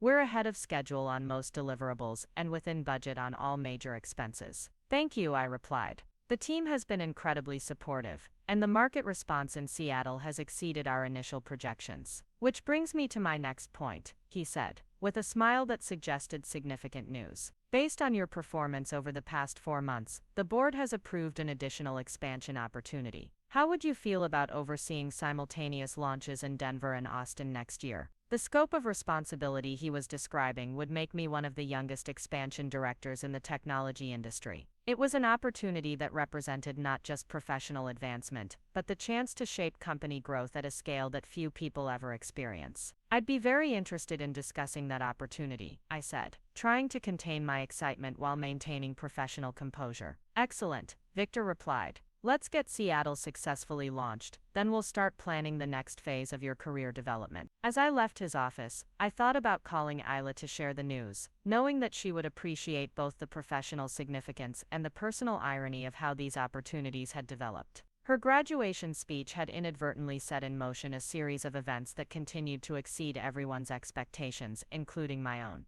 The universe, it seemed, had a remarkable sense of timing when it came to delivering justice in the most unexpected ways. The Seattle office of Castellanos Digital Solutions opened its doors on a crisp January morning, occupying 2 floors of a gleaming building in the South Lake Union District. Standing in the lobby at 7:30 a.m., surrounded by moving boxes and the controlled chaos of a startup launch, I felt the profound satisfaction of watching months of planning materialize into operational reality. 43 new employees had been hired over the past 8 weeks, each carefully selected for their technical expertise, client service capabilities, and cultural fit with our company values. The accelerated timeline had required intensive coordination, but every system was functioning smoothly as we welcomed our first Seattle clients. Jennifer Walsh, whom I'd recruited as Seattle Operations Manager, approached with her tablet displaying real-time metrics from our first day of operations. "All systems are green," she reported with obvious pride. "Client onboarding is running ahead of schedule, technical implementations are proceeding without issues, and the team morale survey from this morning shows 96% satisfaction ratings." "Outstanding," I replied, genuinely impressed by how seamlessly the launch was proceeding. "What's the feedback from our Portland-based clients who are transitioning to local Seattle service?" "Overwhelmingly positive," Jennifer said, consulting her notes. "They're particularly pleased with the faster response times and the personalized attention they're receiving from the local account management team." The success of the Seattle launch exceeded even our optimistic projections. Within the first month, we had secured 12 new clients, generated $800,000 in signed contracts, and established operational efficiency metrics that matched our mature Portland office. More importantly, the expansion demonstrated that our business model could be successfully replicated in new markets without compromising service quality or company culture. The The systematic approach we developed for process documentation, staff training, and quality control proved scalable across geographic boundaries. Victor flew up from Portland every 2 weeks to assess progress and provide strategic guidance. During his February visit, he brought news that would fundamentally change my career trajectory once again. Zoe, the board is so impressed with the Seattle results that they want to accelerate our expansion timeline significantly, he announced during our quarterly review meeting. Instead of Denver and Austin next year, they're proposing simultaneous launches in 5 markets over the next 18 months. The scope he was describing represented a transformation from regional company to national presence, with operational complexity that would challenge every skill I'd developed over the past 6 months. 5 markets? I asked, ensuring I'd heard correctly. Denver, Austin, Chicago, Atlanta, and Phoenix, Victor confirmed. Total investment of $14 million, projected to add 300 employees and generate over $40 million in annual revenue within 3 years. That's an extraordinary opportunity, I said, my mind already racing through the logistical and strategic implications. What would my role be in managing expansions of that scale? The board wants to create a new position for you, he replied, with a smile that suggested significant news. Vice President of National Operations, reporting directly to me with authority over all expansion initiatives and responsibility for optimizing operations across all company locations. Vice President at 23 years old, less than 7 months after graduation. The title alone represented a level of professional achievement that most people required decades to attain. Combined with the scope of responsibility Victor was describing, it would make me one of the youngest corporate VPs in the Pacific Northwest technology sector. I'm honored by their confidence, I said, trying to process the magnitude of what he was proposing. What would the compensation structure look like? Base salary of $225,000 plus performance bonuses tied to expansion success metrics, plus significant equity participation that could be worth millions if we achieve our growth targets. Victor explained. You'd also have budget authority for the entire expansion program and direct input on strategic planning at the executive level. The financial terms were staggering, but the strategic responsibility was even more compelling. I would essentially be designing and implementing the operational infrastructure for a company that could grow from 300 to over 800 employees within 2 years. When would they need a decision? I asked. Take the weekend to consider it, Victor said. The board meets Monday morning to finalize expansion budgets, and they'd like to announce the new organizational structure immediately afterward. That Friday evening I drove back to Portland and met Isla for dinner at a small restaurant in the Hawthorne district. She'd completed her first semester of business school with a 4.0 GPA and seemed energized by the analytical rigor of her coursework. You look excited about something, she observed as we settled into our booth. Good news from work. Potentially life-changing news, I replied, then outlined Victor's offer and the scope of responsibility it entailed. Isla listened intently, occasionally asking clarifying questions about the expansion timeline and operational challenges. When I finished explaining the opportunity, she sat quietly for several minutes, clearly processing the implications. Zoe, this is incredible, she finally said. You're being offered the chance to build a national company infrastructure from the ground up. That's the kind of strategic experience that most executives never get to develop. It's also an enormous amount of responsibility, I pointed out, managing 5 simultaneous expansions while maintaining quality control across all locations will be incredibly complex. But you've already proven you can handle complex operational challenges, she replied. The Seattle launch was flawless, and you've demonstrated strategic thinking that impresses investors and board members. Why wouldn't you be able to scale that success? Her confidence in my capabilities was gratifying, especially given how dramatically our relationship had evolved since graduation day. Instead of questioning my readiness for advanced responsibility, she was encouraging me to embrace opportunities that aligned with my demonstrated competencies. What's your gut feeling about the decision? She asked. My gut says yes, I admitted. The scope is ambitious, but the systematic approach we've developed for expansion planning should work at larger scales. And the learning opportunities would be extraordinary. Then you should probably trust your instincts, Isla said. You've been right about every major career decision so far. We spent the rest of dinner discussing implementation strategies, potential challenges, and the personal implications of taking on such significant responsibility at a young age. Throughout the conversation, I was struck by how much Isla's perspective on business strategy had evolved during her semester of academic study. Can I tell you something? She said as we prepared to leave the restaurant. Of course. My graduation speech was the biggest favor I ever did for you, even though that wasn't my intention, she said with a self-deprecating smile. If I hadn't tried to diminish your achievements in front of Victor Castellanos, none of these opportunities would have developed. That's probably true, I agreed. Though I think the more important factor was being prepared to demonstrate competence when the opportunity arose. Maybe, she said. But timing matters too, and my speech created perfect timing for you to showcase capabilities that might have remained hidden otherwise. What's interesting is how much your perspective on career development has changed, I observed. A year ago you would have focused on the networking and relationship aspects of this promotion. Now you're analyzing it in terms of strategic value and skill development. Business school has been eye-opening, she admitted. I'm learning analytical frameworks that make me realize how superficial my previous understanding of corporate strategy actually was. Such as financial modeling, market analysis, operational optimization, she said. All the areas where you've been succeeding. I'm starting to understand why your approach to career advancement has been so much more effective than mine. Different approaches work for different people, I said diplomatically. True, but results speak for themselves, she replied. You're about to become a VP at 23 because you've demonstrated measurable value. I'm still trying to catch up to where I should have been years ago if I'd prioritized competence development over networking.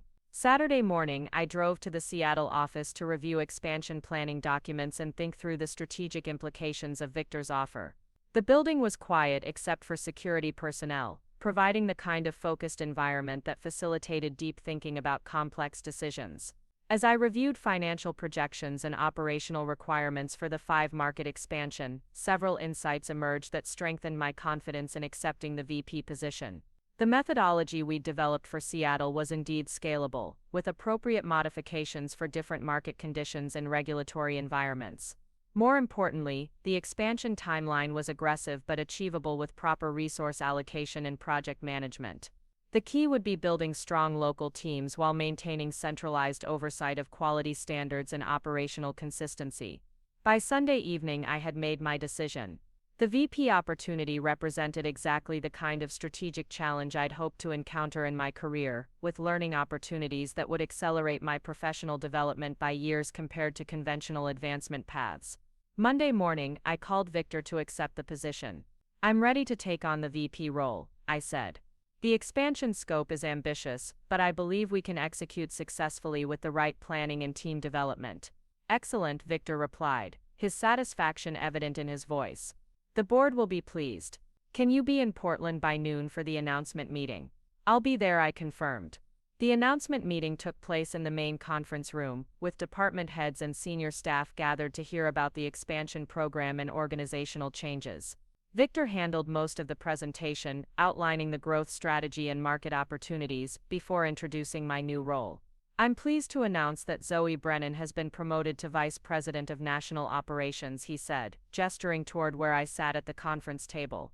She'll be leading our expansion into 5 new markets over the next 18 months, with full operational authority and budget responsibility for this initiative. The applause was genuine and enthusiastic, reflecting the respect I'd earned from colleagues over the past 7 months. Angela Martinez caught my eye and gave me a thumbs up, while Patricia Novak smiled with obvious pride in my advancement.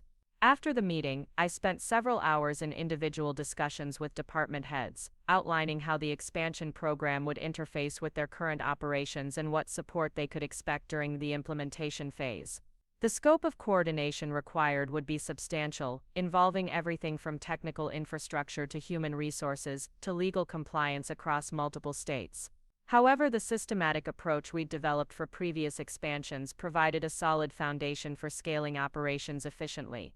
That evening, I called my parents to share the news about the promotion and expanded responsibilities. Their reaction combined pride with amazement at the pace of my career advancement. "Honey, this is wonderful," my mother said, "but it's happening so fast. Are you sure you're not taking on more than you can handle?" "I don't think so," I replied. "The challenges are significant, but they're logical extensions of work I've already been doing successfully. And I'll have support from Victor and the entire executive team." "What does this mean in practical terms?" my father asked. "Where will you be living and how will you manage operations in so many different cities?" I'll split time between Portland and whichever expansion markets need the most attention, I explained. Probably 60% travel during the startup phases, then more balanced as the operations become self-sufficient. That sounds like an intense lifestyle, my mother observed. It is intense, I agreed. But it's also exactly the kind of strategic work I've wanted to do. Building organizational infrastructure from the ground up is incredibly rewarding when you see the systems functioning effectively. The conversation reminded me of how far I'd traveled from the uncertain graduate who had sat through Isla's humiliating speech 8 months earlier. The professional growth had been extraordinary, but the personal development had been equally significant. Over the following weeks, I began assembling the team and resources necessary for managing 5 simultaneous market expansions. The scale required hiring additional operations specialists, developing more sophisticated project management systems, and creating standardized procedures that could be adapted for different regional markets. Jennifer Walsh agreed to transition from Seattle operations manager to regional director for the Pacific Northwest, with responsibility for both Seattle and the upcoming Portland expansion of our operations. Her success in Seattle had demonstrated exactly the kind of leadership capabilities that would be essential for the larger expansion program. I have to admit, she said, during our transition planning meeting. When Victor first told me that a recent graduate would be overseeing the Seattle launch, I was concerned about whether someone so young could handle the complexity. That's completely understandable, I replied. I would have had the same concerns. But working with you over the past 4 months has been the best professional development experience of my career, she continued.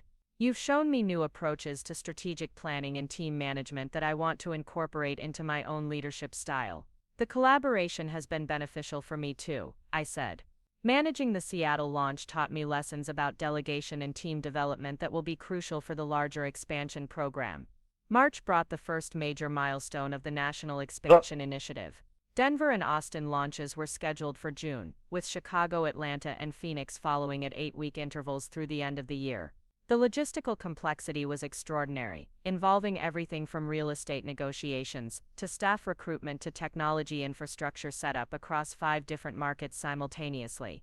However, the systematic approach we'd developed over the past year proved adaptable to larger scales with appropriate modifications. Victor scheduled monthly board presentations to track progress and address any concerns that emerged during the expansion process. These sessions had become opportunities to demonstrate strategic thinking and operational competence at the highest levels of company leadership. Zoe, your management of this expansion program has exceeded every expectation, Margaret Chen said after my March board presentation. The coordination across multiple markets while maintaining quality standards has been exceptional. Thank you, I replied. The key has been building strong local teams while maintaining centralized oversight of critical processes and standards. What's your assessment of our readiness for the June launches? Robert Harrison asked. Denver and Austin are both ahead of schedule on facility setup and staff recruitment, I reported. Technical infrastructure is being installed next week and will begin local staff training in early May. I'm confident we'll be ready for successful launches. The board approved additional budget allocations for marketing and client acquisition in the new markets, reflecting their confidence in the operational foundation we'd established for expansion success. By April, the expansion program was generating interest from industry publications and business analysts who recognized the strategic significance of our rapid geographic growth. Portland Business Journal featured a cover story about Castellanos Digital's national expansion, with a sidebar profile highlighting my role in managing the initiative. The article described me as one of the youngest executives leading major corporate expansion in the Pacific Northwest technology sector, and quoted industry experts who praised the systematic approach we developed for replicating operational success across multiple markets. Isla called me the day the article was published, her voice containing a mixture of pride and amazement. Zoe, I just read the Portland Business Journal piece, she said. This is incredible. You're getting recognition as a strategic leader at the regional level. It's gratifying to see the work getting noticed, I replied. Though the real measure of success will be whether the expansions deliver the results we've projected. I think they will, she said, confidently. You've demonstrated consistently that your analytical approach to operational challenges produces measurable improvements. How are your studies going? I asked, genuinely curious about her progress. Really well, she replied enthusiastically. I'm taking a corporate strategy course this semester that directly relates to what you're doing with the expansion program. The professor has been using Castellanos Digital as a case study for successful growth management. That's fascinating, I said. What aspects of our approach does he find most interesting? The systematic replication of operational processes across different markets, she explained. He says most companies struggle with maintaining quality and culture when they expand rapidly, but you've solved that problem through careful documentation and standards. The conversation reminded me of how much both of our perspectives had evolved since graduation day. Isla was developing genuine expertise in strategic analysis, while I was gaining recognition for operational leadership that few people achieved at such an early career stage. June arrived with the successful launches of our Denver and Austin offices. Both locations exceeded first-month targets for client acquisition and revenue generation, validating the expansion methodology we'd developed over the past year. The success generated additional media attention and industry recognition. Inc. magazine included Castellanos Digital in their list of fastest-growing companies to watch, citing our expansion program as a model for strategic geographic growth in the technology sector. Victor used the positive publicity to announce the acceleration of our remaining expansion timeline. Instead of 8-week intervals between launches, Chicago, Atlanta, and Phoenix would open simultaneously in October, completing our national presence 6 months ahead of the original schedule. The board wants to capitalize on the momentum we've built, he explained during our strategy meeting. Market conditions are favorable, and our operational capabilities have proven scalable beyond our initial projections. The accelerated timeline would test every system and process we'd developed, but I felt confident in our ability to execute successfully. The team had grown to include regional directors, operational specialists, and project coordinators who had demonstrated competence in managing complex expansions. August brought another significant milestone when Fortune magazine published a feature article about young executives leading major corporate initiatives. I was profiled alongside CEOs and VPs from companies like Google, Apple, and Microsoft, representing the new generation of strategic leaders in American business. The article focused on leadership approaches that emphasized analytical rigor, systematic planning, and measurable results rather than traditional hierarchical authority. It positioned me as an example of how competence-based advancement could accelerate career development for individuals who demonstrated exceptional capabilities early in their professional lives. The publicity generated speaking invitations from business schools, industry conferences, and professional organizations interested in case studies of successful operational leadership. While flattering, I remained focused on the immediate challenges of completing our expansion program successfully. October brought the climactic moment when Chicago, Atlanta, and Phoenix opened simultaneously, completing our transformation from regional company to national presence. The coordination required was extraordinary, involving over 200 new employees across 3 time zones, but every system functioned smoothly. By December, all 8 locations were operating profitably, with combined annual revenue exceeding $55 million and total employment reaching over 600 people. The expansion program had succeeded beyond our most optimistic projections, establishing Castellanos Digital as a major player in the national enterprise software market. Victor called me into his office on a Friday afternoon in December to discuss my performance evaluation and future opportunities within the company. "Zoe, your leadership of the national expansion has been extraordinary," he began. "You've demonstrated strategic thinking, operational competence, and leadership capabilities that would be impressive for someone with decades of experience." "Thank you," I replied. "The success reflects the efforts of everyone involved in the expansion program." "That's exactly the kind of leadership perspective that makes you so effective," he said. Which brings me to my next point. The board has been discussing succession planning and long-term strategic leadership for the company. "What kind of succession planning?" I asked, though his tone suggested significant implications. "I'm 51 years old, and I've been thinking about transitioning from operational leadership to a more strategic advisory role," Victor explained. "The board believes the company needs leadership that can guide us through the next phase of growth and market evolution." "That makes sense," I said, uncertain where the conversation was heading. "They've asked me to discuss with you the possibility of becoming Chief Operating Officer next year, with the expectation that you would eventually transition to CEO when I step back from day-to-day leadership." The trajectory he was describing represented the ultimate validation of competence-based advancement. From graduation to potential CEO track in less than 18 months, based purely on demonstrated results and strategic capabilities. "That's an extraordinary opportunity," I said, trying to process the magnitude of what he was proposing. "What would the timeline look like?" CEO promotion effective January 1st, with gradual transition of operational authority over the next 2 years. Victor replied. CEO succession would depend on company performance and your continued development, but the board sees you as the natural choice for long-term leadership. I'm honored by their confidence, I said. Can I have some time to consider the implications? Of course, Victor said. Take the holidays to think about it. We can discuss details in January. That evening, I called Isla to share the news about the potential COO promotion and CEO succession planning. Her reaction reflected how completely our relationship dynamic had transformed over the past year. "Zoe, this is unbelievable," she said, her voice filled with genuine excitement. "You're being positioned to run a major technology company at 24 years old. That's unprecedented in our industry." "It's an incredible opportunity," I agreed. "Though the responsibility would be enormous."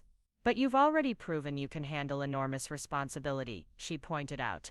"The expansion program succeeded because of your leadership. Why wouldn't you be able to succeed as CEO?" "I suppose you're right," I said, feeling grateful for her support and encouragement. "Can I tell you something?" Isla asked. "Sure, my graduation speech was the best mistake I ever made," she said, with a laugh. "If I hadn't tried to humiliate you that day, Victor Castellanos never would have approached you, and none of these opportunities would have developed." "That's probably true," I admitted. "Though I prefer to think of it as preparation meeting opportunity rather than luck." "It was definitely preparation," she agreed. "But the timing was perfect in ways that no one could have planned." As I hung up the phone and reflected on the conversation, I realized that Isla was right about the unprecedented nature of my career trajectory. From uncertain graduate to potential CEO in 18 months, represented a level of professional advancement that few people achieved in their entire careers. More importantly, the journey had validated everything I'd believed about the importance of competence, strategic thinking, and systematic preparation. Isla's attempt to diminish my prospects had inadvertently created the perfect circumstances for demonstrating capabilities that might have remained hidden in conventional career progression. The following Monday, I accepted Victor's offer to become Chief Operating Officer, with the understanding that I would gradually assume responsibility for all operational aspects of the company while developing the strategic leadership capabilities necessary for eventual CEO succession. The promotion was announced at the company's annual meeting in January, generating enthusiastic response from employees across all 8 locations. The journey from Director of Operations to COO in 12 months reflected not just personal advancement, but the successful transformation of Castellanos Digital from regional startup to national enterprise. As I stood before 600 employees at the annual meeting, outlining our strategic vision for continued growth and market leadership, I thought about the circuitous path that had brought me to this moment. Isla's graduation speech had been intended to establish her expertise while diminishing my prospects, but the unintended consequences had catalyzed opportunities that exceeded everyone's expectations. Sometimes the universe delivers justice in ways that are too perfect to seem coincidental. Sometimes preparation, competence, and strategic thinking create their own luck when circumstances align in unexpected ways. And sometimes the best revenge is simply being ready when opportunity decides to serve itself. Standing at that podium, addressing hundreds of employees whose livelihoods depended on strategic decisions I would help make, I felt profoundly grateful for every challenge and opportunity that had shaped the past 18 months. The journey from humiliated graduate to COO had taught me lessons about leadership, resilience, and the power of systematic preparation that would guide my decisions for decades to come. The future held unlimited possibilities, and I was ready to embrace every opportunity with the same analytical rigor and strategic thinking that had brought me this far. After all, as Isla had inadvertently demonstrated, you never know when the next unexpected moment might change everything.